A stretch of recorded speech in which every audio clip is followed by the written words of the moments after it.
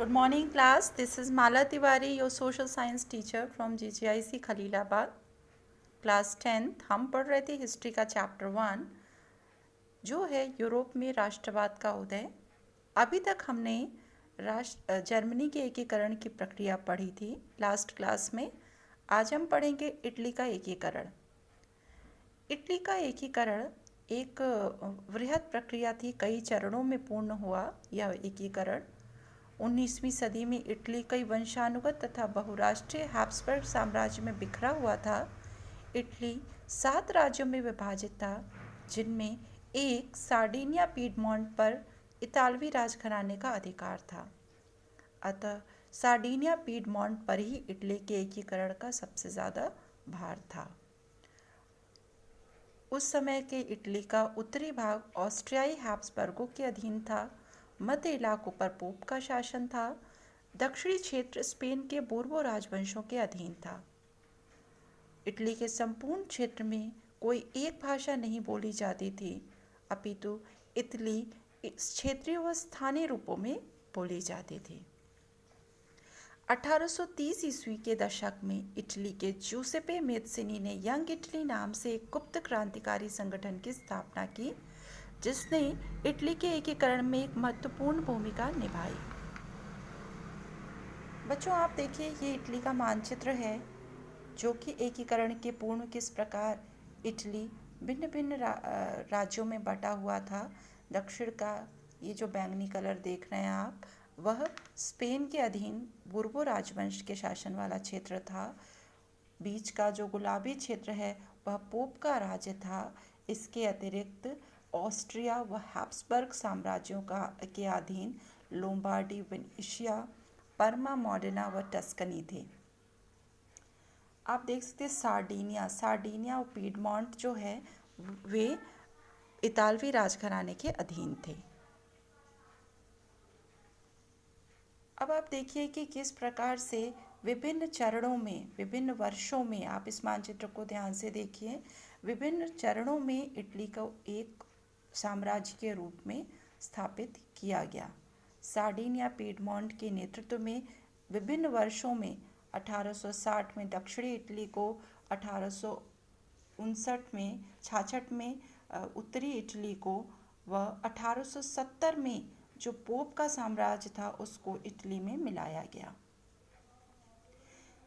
इस प्रकार 1831 से लेकर 48 के बीच इटली में अनेक क्रांतिकारी विद्रोह हुए, परंतु वे विद्रोह सफल नहीं हुए. सार्डिनिया पीडमोंट के प्रधानमंत्री ने इटली को संगठित करने के लिए फ्रांस के साथ एक कूटनीतिक संधि की. इसके द्वारा 1859 ईस्वी में फ्रांस की सहायता से ऑस्ट्रिया को हराकर ऑस्ट्रिया के कब्जे वाले क्षेत्रों को सार्डिनिया पीडमोंट में मिला लिया गया.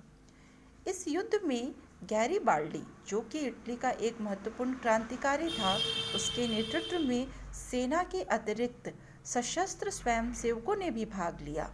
1860 ईस्वी में दक्षिणी स्पेन के कब्जे वाले इलाकों में सार्डिनिया पीडमोंट की सेनाओं ने प्रवेश किया व वहां के स्थानीय कृषकों की सहायता से स्पेन को हरा दिया.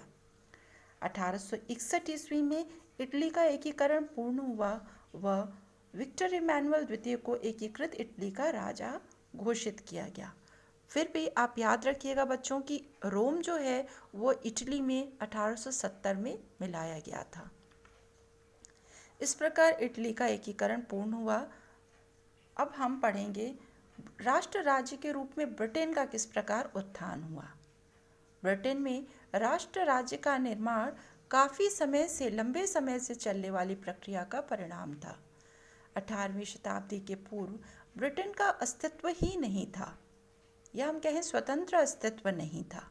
ब्रितानी द्वीप समूह कई नस्लों व जनजातियों का समूह था, जिनमें अंग्रेज, वेल्श, स्कॉट, आयरिश आदि सम्मिलित थे. आंग्ल राष्ट्र ने अपनी धन दौलत व सत्ता में वृद्धि कर द्वीप समूह के अन्य राष्ट्रों पर अपना प्रभुत्व बढ़ाने में सफलता प्राप्त की.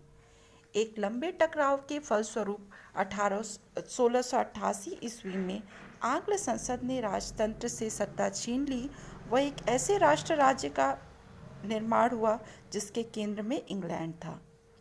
इंग्लैंड व स्कॉटलैंड के बीच 1707 में एक्ट ऑफ यूनियन से United kingdom of great Britain का गठन हुआ। ब्रितानी संसद में आंग्ल सदस्यों का दबदबा था। स्कॉटिश संस्कृति की उपेक्षा की गई तथा स्कॉटिश लोगों को अपनी भाषा बोलने व अपने राष्ट्रीय पोशाक पहनने पर भी पाबंदी लगाई गई। आयरलैंड के साथ भी इसी प्रकार का व्यवहार किया गया। ब्रितानी प्रभाव के विरुद्ध हुए कैथोलिक विद्रोहों को निर्ममतापूर्वक कुचल दिया गया। 1801 ईस्वी में आयरलैंड को बलपूर्वक यूनाइटेड किंगडम में शामिल कर लिया गया।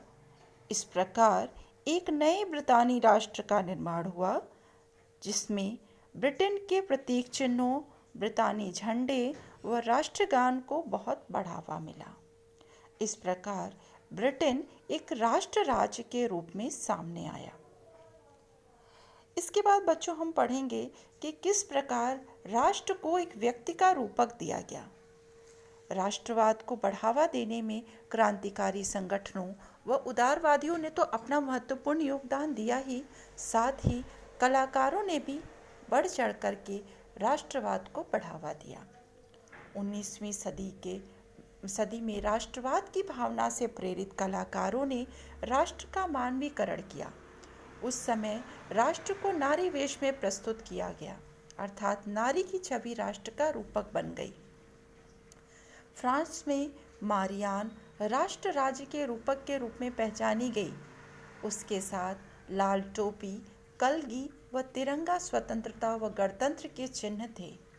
मारियान की प्रतिमाएं सार्वजनिक चौकों पर लगाई गई ताकि लोगों को राष्ट्रवाद की प्रेरणा दी जा सके। उसे डाक टिकटों व सिक्कों पर भी अंकित किया गया। मारियान के समान ही जर्मेनिया जर्मन राष्ट्र का रूपक बन गई। जर्मेनिया बलूत वृक्ष के पत्तों का मुकुट पहनती थी, क्योंकि बलूत वृक्ष को वीरता का प्रतीक माना जाता था। कुछ अन्य प्रतीकों का भी प्रयोग वहाँ उस समय के यूरोपीय कलाकारों ने किया, जैसे टूटी हुई बेड़ियों को आज़ादी का प्रतीक माना गया, तलवार को मुकाबले की तैयारी का प्रतीक माना गया। बादशाह कवच जर्मन साम्राज्य में शक्ति का प्रतीक माना जाता था, जबकि उगते हुए सूर्य की किरणें एक नए युग का सूत्रपात करते हुए मानी जाती थी। इस प्रकार बच्चों आपने पढ़ा कि किस प्रकार यूरोप में जर्मनी, इटली व ब्रिटेन का एक राष्ट्र के रूप में अस्तित्व सामने आया। इसके बाद हम पढ़ेंगे कि किस प्रकार यूरोपीय देशों ने साम्राज्यवाद को बढ़ावा दिया। आज के लिए इतना ही। Thank you so much.